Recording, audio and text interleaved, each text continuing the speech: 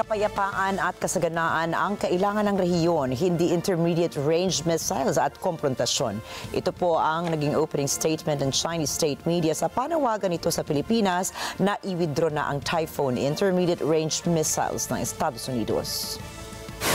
Sinabi pa ng China, paulit-ulit daw na sinira ng Pilipinas ang mga pangako nito. Noong una raw kasi ay nangako ang Pilipinas na pansamantala lamang ang deployment ng US Typhoon missiles at ibabalik rin ito sa Estados Unidos. Wala namang komento ang Philippine Embassy sa Beijing, maging ang Malacanang at iba pang mga ahensya ng pamahalaan ng Pilipinas sa panibagong patutsada ng China.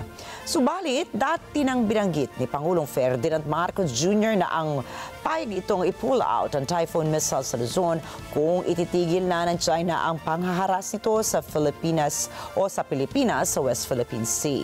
Samantala, may mga balitang lumabas na may dinedevelop na bagong submarine ng China sa isang shipyard dito sa Wuhan.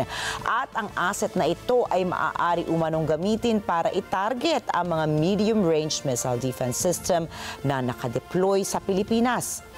Hindi naman kinumpirman ng People's Liberation Army kung may katotohanan ang balitang ito.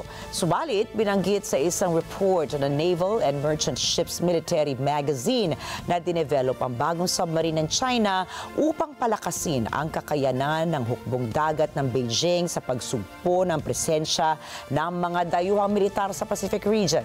Tinutukoy ito ang US Typhoon launchers na nakabase sa Luzon na may kakayahang maglunsad na missile sa China, Russia at maging sa North Korea.